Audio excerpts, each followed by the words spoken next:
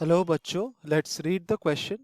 The question says which of the following statements concerning photons is false?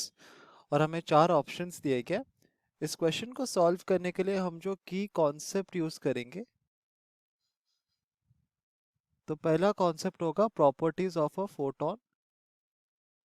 जो second concept होगा वो होगा हमारा रेस्ट मास का कॉन्सेप्ट एंड रेस्ट एनर्जी का कॉन्सेप्ट। तो इन तीनों कॉन्सेप्ट्स को यूज करके इस क्वेश्चन को हम सॉल्व करेंगे। तो हमें चार स्टेटमेंट्स दिए गए ऑप्शन में और हमें देखना है कि इन चारों स्टेटमेंट में से कौन सा statement regarding the photon is incorrect. तो विल स्टार्ट। ऑप्शन ए में हमको क्या कहा गया कि फोटॉन्स हैव जीरो मास, और ये स्टेटमेंट हमारा करेक्ट है। तो वी नो दैट, तो एग्जैक्टली फोटोन होता क्या है?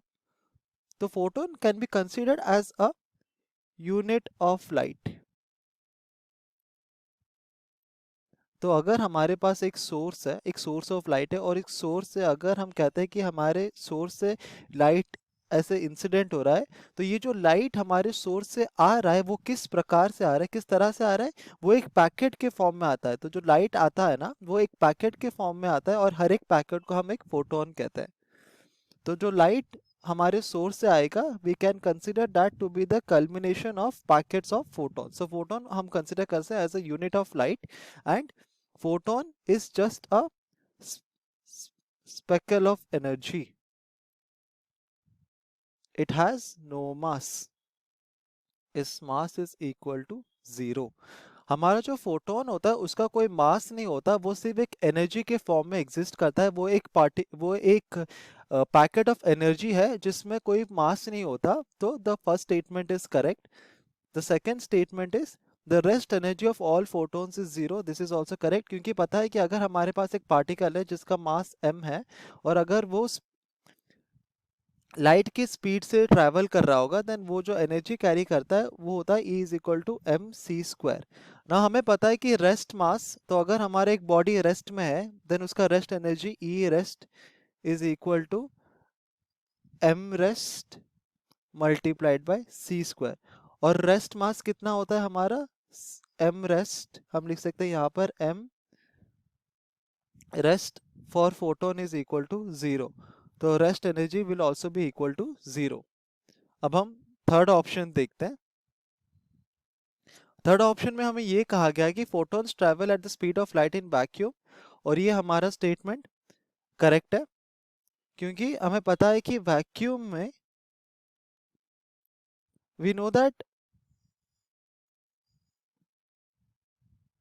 हमारा कोई एग्जिस्टिंग मीडियम नहीं होता to hamper the motion of a particle, and vacuum में हमारा जो फोटोन होता है वो लाइट की स्पीड से मूव करता है। So v is equal to c for a photon in vacuum.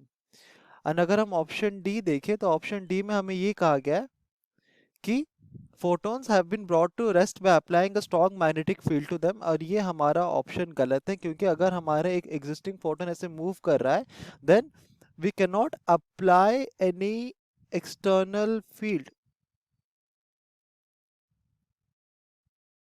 क्योंकि अगर हमारा फोटोन ऐसे मूव कर रहा है विद अ पर्टिकुलर स्पीड जो कि है v इज इक्वल टू सी, तो ये जितना अमाउंट ऑफ एनर्जी कैरी कर रहा होगा, उसको रोकने के लिए हमारा जो एक्सटर्नल फील्ड हम इसके अगेंस्ट अप्लाई करेंगे, तो हम इसके अगेंस्ट हम जो एक्सटर्नल फील्ड अप्लाई करेंगे, उस फील्ड के वजह से जो एनर्जी प्रोड्यूस होगी वो existing energy of the photon के साथ इक्वल होनी चाहिए। और क्योंकि हमारा फोटोन स्पीड ऑफ लाइट के साथ मूव करता है, तो इसका जो एनर्जी होगा that is far far greater as compare to the energy of the external field.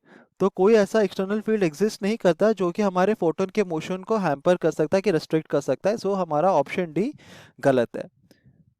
So correct option here would be option D, which is photons have been brought to rest by applying a strong magnetic field to them. Hope you understood it well. Best of luck.